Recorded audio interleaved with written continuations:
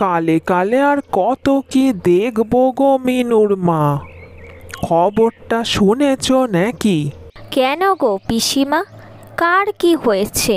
কই, গ্রামে তো কোনো নতুন খবর কানে আসেনি।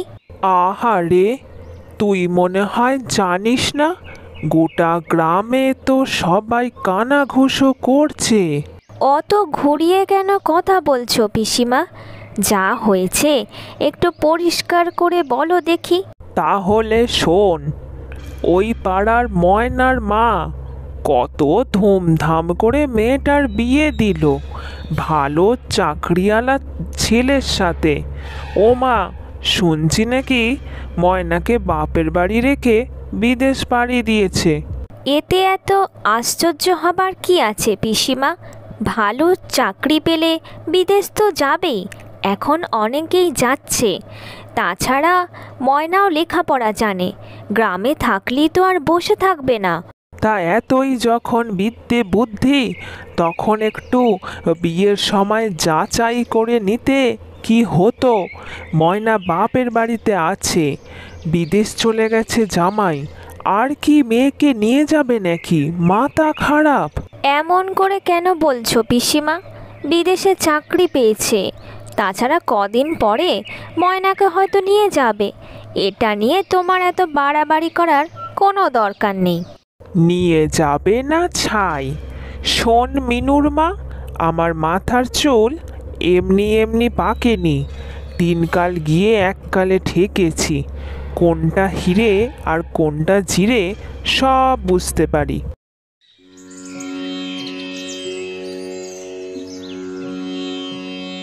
দেখ ময়না, এভাবে মন খারাপ করে বসে থাকলে চলবে না।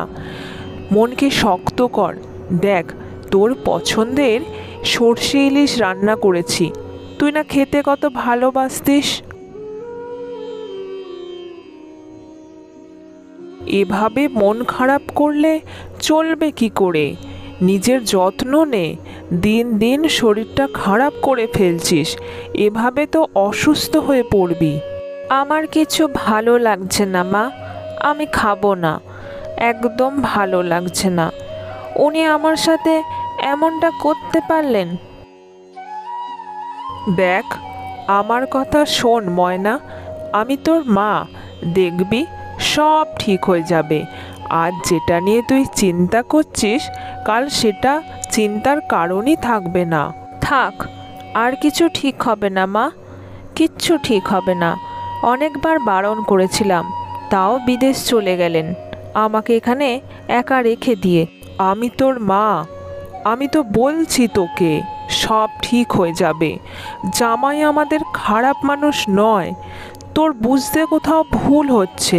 কোনো ভুল হয়নি, আমি একদম ঠিক চিনেছি। টাকা, বুঝলে, টাকা। টাকায় আজকাল সব কিছু কিনে নিচ্ছে, মানুষকেও কিনে নিচ্ছে। তুই ভুল ভাবছিস ময়না, আমি বলছি জামাই দেখবি ঠিক ফিরে আসবে, ঠিক তোকে নিয়ে যাবে। আসবে না মা, আমাকে নিতে আর আসবে না। তুমি সে আশা ছেড়ে দাও। বলেছিলাম বিদেশ যেতে, বারণ করেছিলাম, কোনো কথা শোনেনি আমার।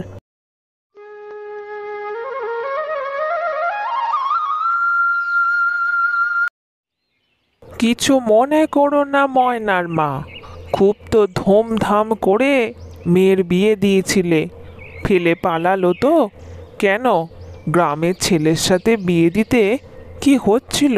দেখো দিদি, আমি এই বিষয়ে তোমার সাথে কোনো কথা বলতে চাই না, এটা আমাদের ব্যক্তিগত ব্যাপার। আমি আমার মেয়েকে কার সাথে বিয়ে দেব সেটা নিয়ে তোমার এত কিসের মাতামাতি? বাবা রে বাবা, কি দিনকাল পড়লো! আজকাল মানুষকে একটু ভালো কথা বলার উপায় নেই, বলতে গেলেই ফোসকা পড়ে। তা তোমার ভালো কথাটা কি শুনি? কারোর কিছু বিপদ দেখলে তুমি সেখানে আগ বাড়িয়ে এসে কথা বলো, তাই তো? কি, যত বড় মুখ নয় তত বড় কথা? সেই বেশ হয়েছে, তোর জামাই মেয়েকে ফেলে রেখে বিদেশ চলে গেছে, ওখানে আবার বিয়ে থাওয়া করে নেবে কি না কে বলতে পারে। শোনো দিদি, আমি এখনো বেঁচে আছি, তাই আমার মেয়ের ভালো মন্দটা আমি বুঝতে পারবো।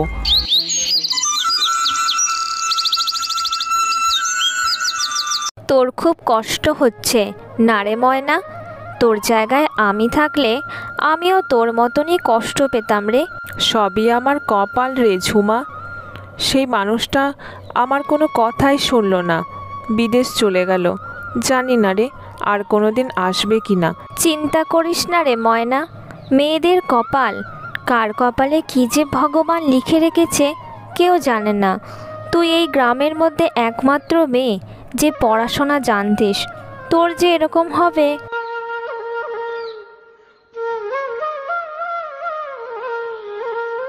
তুমি তো দেখছো মা, আমার একই মন মেজাজ ঠিক নেই, তার মধ্যে তুমি এখন বলছো তোমার কোন আত্মীয় আসবে।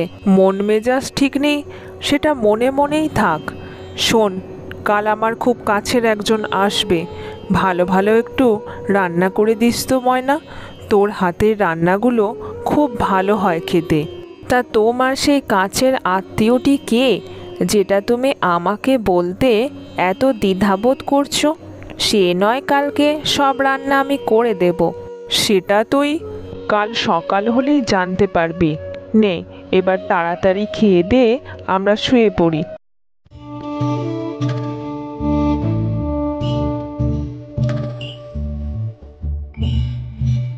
বুঝলি ময়না, আমার সেই আত্মীয় ইলিশ মাছের মাথা দিয়ে কচু শাক খেতে বড্ড ভালোবাসে।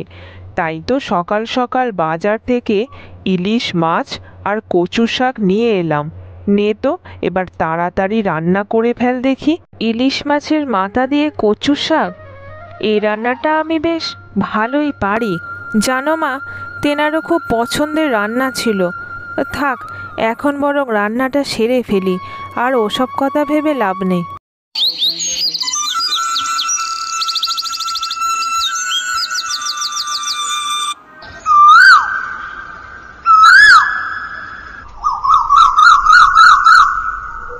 তারপর বলুন মা, কাছ থেকে অনেকদিন বাদে দেখলাম। ফোনে তো মাঝে মধ্যেই খবর নিতাম। তা ময়না, ময়না কোথায়? সে কি এখনো রাগ করে আছে নাকি আমার ওপর? আমার মেয়েকে আমি চিনি না? যতই রাগ করে থাকুক না কেন, দেখবে তুমি ওর সাথে কথা বললেই ওর মনটা যত রাগ অভিমান সব আছে গলে জল হয়ে যাবে। সে আপনার মেয়ের অভিমান হওয়ারই কথা। দোষ তো আমিও করেছি। তাকে বাপের বাড়িতে রেখে আমি বিদেশ চলে গেছিলাম। তার তো শর্তই ছিল আমি যেন বিয়ের পর বিদেশে না যাই। তবে যাই বলো জামাই, আমার মেয়ে কিন্তু তোমাকে ছাড়া কিচ্ছু বোঝে না। বিয়ের আগে যতই মা মা করুক না কেন, বিয়ের পর এখন তুমিই সব। এটা কি আর আমি বুঝি না? তা কোথায় ময়না? সে কি এখনো রাগ করে আছে, নাকি সামনে আসবে না ঠিক করেছে? ডাকুন, আপনার মেয়েকে ডাকুন, কথা তো আমিও বলবো। রান্না করছে, এক্ষুনি আসবে। ওদিকে ময়না রান্নাঘরে রান্না করছিল। সমস্ত রান্না হয়ে যাওয়ার পর সে ভাতটাও রান্না করে ফেলে। তারপর সে ভেতর ঘরে আসে।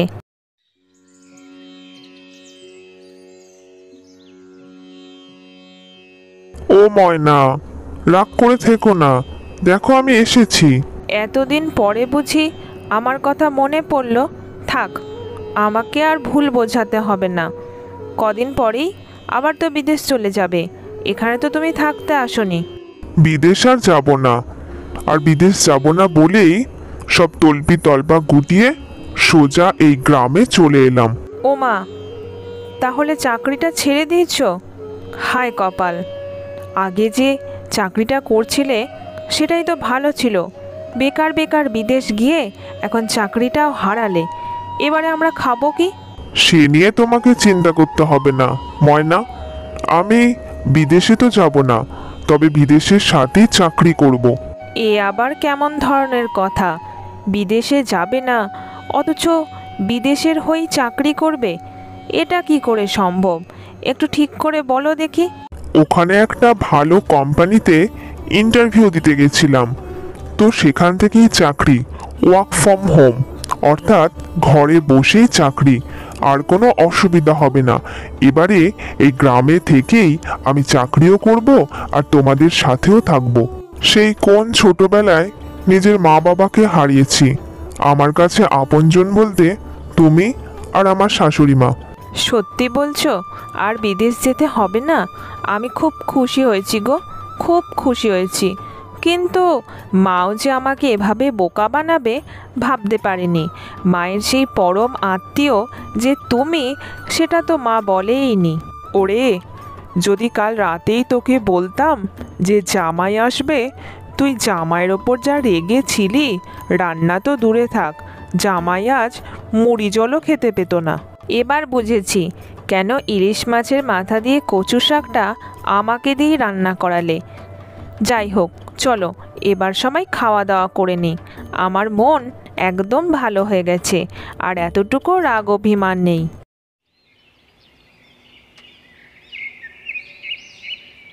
ওরে ময়না, শুনলাম তোর বর নাকি এসেছে, তা তোকে নিতে এসেছে নাকি আবার চলে যাবে? না গো পিসিমা, আমার বর এবার থেকে এই গ্রামেই থাকবে। আমার বর ঘরে বসেই চাকরি করবে বিদেশের সাথে, আর আমাদের সাথেই থাকবে। সে কি, আমি যা ভেবেছিলাম তার সবটাই উল্টো হয়ে গেল যে। কি বিড়বিড় করছো পিসিমা? তোমার অনেক বয়স হয়েছে, এখন এই বয়সে কার ঘরে কি হচ্ছে ভেবে কোনো লাভ নেই।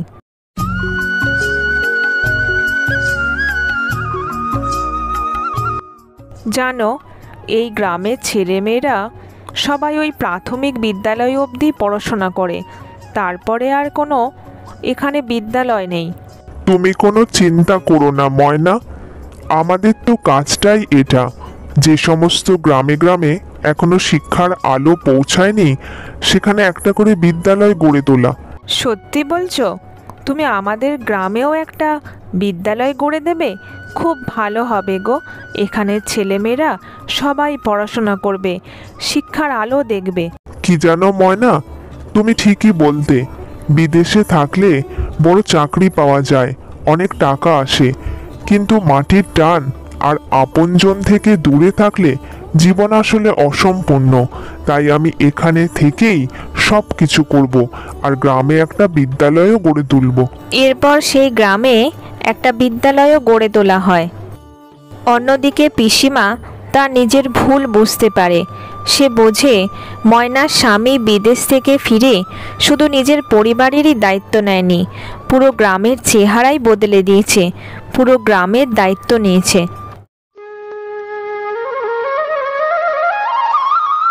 এই গ্রামের পরিবেশে সকাল সকাল এমন উঠোনে বসে গরম ভাত খাবার মজাটাই আলাদা। তা গিন্নি, তোমার মুখটা অমন বেজার কেন? শরীর টরীর ঠিক আছে তো? হ্যাঁ, শরীর ঠিক থাক না থাক, মন ঠিক থাক না থাক, সব কাজ তো আমাকেই করতে হয়। সংসারে নামেই দুই বউ, কিন্তু আমিই সব সামলাই। সবই আমার কপাল গিন্নি, কপাল। এতদূর পড়াশোনা করেও আমি বেকার। লোকের জমিতে কাজ করে যা পাই সেটুকুই রোজগার। হ্যাঁ, সেই সবই কপাল।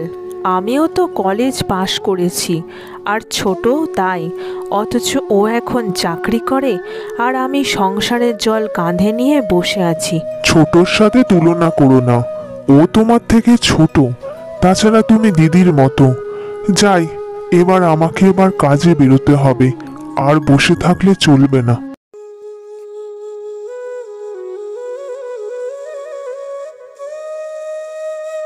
আরে দিদি, ভালোই হলো তোমার সাথে দেখা হয়ে গেল। অফিস ছুটি হয়ে এই বাড়ি যাচ্ছি।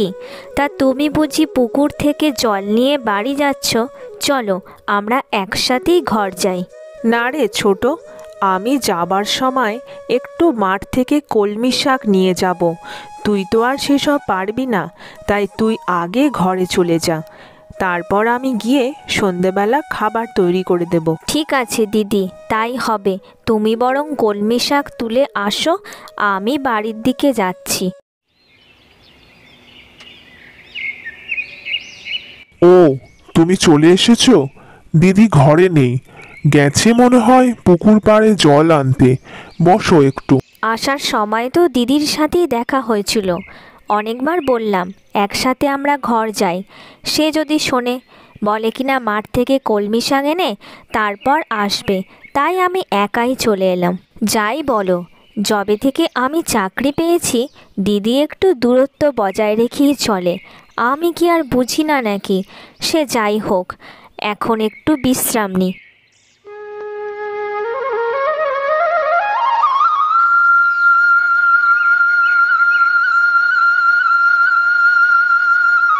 জানো দিদি, কদিন ধরে খুব মাংস খেতে ইচ্ছা করছে।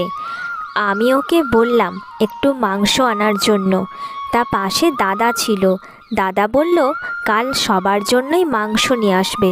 জানি জানি, তুই তো এখন এই সংসারের সর্বময় কর্ত্রী। তুই যা বলবি সেটাই তো সবাই শুনবে। মাস গেলে এতগুলো টাকা রোজগার যে করিস। তাতে কি হয়েছে দিদি? তুমিই তো সব রান্না বান্না করে দাও, সংসারটাকে তুমিই তো সামলাও। আমি আর সংসারের কী বা কাজ করি? নিজের হাতে তিল তিল করে সংসারটাকে গড়লাম, আর এখন আমি এই সংসারের পর আবর্জনার মতো। নিজেও বেকার আর স্বামীরও রোজগার কম। এমন করে কেন বলছো দিদি? তোমার যদি কিছু দরকার হয় আমাকে বলো, আমি সেটা ঠিক জোগাড় করে দেব। থাক থাক, তোকে আর দয়া দেখাতে হবে না। একেই তো আমার স্বামী বেকার মানুষ, পাড়ার লোকে হেয় করে, কথা বলে। ওসব কি আমি বুঝি না ভেবেছিস? সেসব কথা বাদ দাও দিদি, লোকের কথায় কান দিয়ে লাভ কি? শোনো, কাল একটু বেশি করে ঘুমাবো, কাল আমার ছুটি, বুঝলে?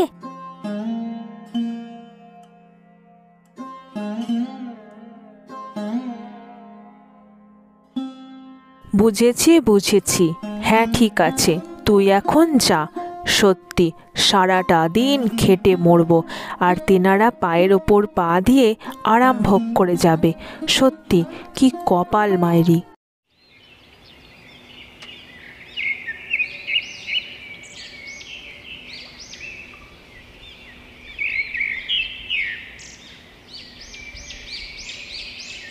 কিরে শিউলি, আর কত ঘুমাবি? সকাল 10টা যে বাজতে চললো। দেরি করে কালকে ডাকতে বলেছিলি, তাই এই 10টায় ডাকতে এলাম। এবার তো ওঠ, নে তোর জন্য চা করে এনেছি। তুমি কত ভালো দিদি। যতই আমার সাথে রাগ অভিমান আর ঝগড়া করো, তবু তুমি মায়ের মতো সব দায়িত্ব পালন করো। কই দাও দেখি চাটা, খেয়ে নি। ওসব কিছু নয়, সবার জন্যই চা করেছি, তাই তোকেও এলাম চা দিতে আর তোর ঘুমটা ভাঙাতে। আজ তো মাংস হবে, আজ দুপুরে জমিয়ে খাওয়া দাওয়া হবে। আমি চাটা খেয়ে আর একটু বরং শুয়ে নি। সে তুই আবার ঘুমাতেই পারিস, আমার মতো কষ্ট তো আর তুই করিস না। আমার স্বামী বেকার, মানুষটা লোকের জমিতে কাজ করে যেটুকু পায় তাই দিয়ে সংসার চলে। এমন করে কেন বলছো? আমরাও তো সংসারে সমান ভাগ দিই। থাক থাক, দুজনে চাকরি করেও সমান ভাগ, কোনো দিন বেশিটা তো দিতে পারিসনি। সে তুমি যাই বলো, আমি তোমার কোনো কথায় কিছু মনে করি না।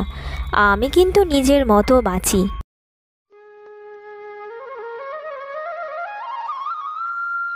আহ, এত পরিশ্রম কি আর শোভা দেয়?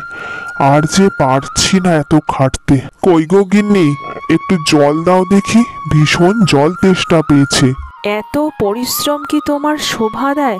দাঁড়াও দাঁড়াও, আমি এখনই তোমার জন্য জল এনে দিচ্ছি।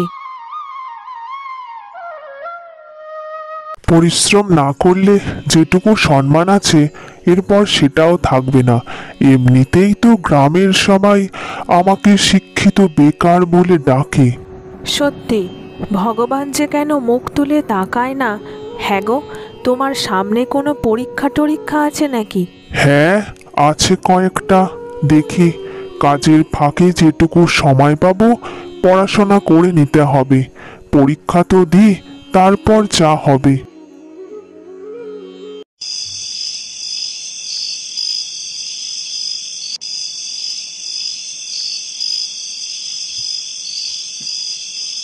হ্যাঁ গো, সুমন আর শিউলির খাওয়া হয়ে গেছে নাকি? কই, আজ তো ওরা আমাদের সাথে খেতে বসলো না। হ্যাঁ, ওদের খাওয়া হয়ে গেছে। কাল বলছিল কলকাতা যাবে, তাই আমি দুজনকেই তাড়াতাড়ি খেতে দিয়ে দিয়েছি। কী সব জরুরি কাজ আছে বলছিল। হ্যাঁ, দুজনেই ব্যস্ত মানুষ ওরা। আচ্ছা, যে কথাটা বলার ছিল, কাল আমিও কলকাতা যাব, একটা ইন্টারভিউ আছে।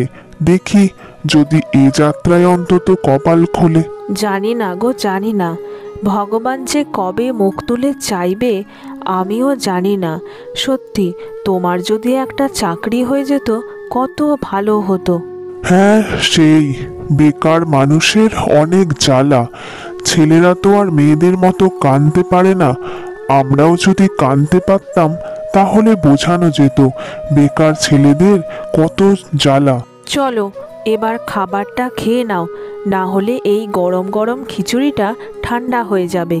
কাল সকাল সকাল একটু উঠে রান্না করে দিও। জানি তোমার কষ্ট হবে, তাও কলকাতা অনেকটা দূর। আর শোনো, সুমন আর শিউলিও বেরোবে, ওদের জন্য একটু খাবার বানিয়ে দিও। ঠিক আছে, ঠিক আছে, ও নিয়ে তুমি চিন্তা করো না। সবার জন্যই সকালে উঠে খাবার তৈরি করে দেব।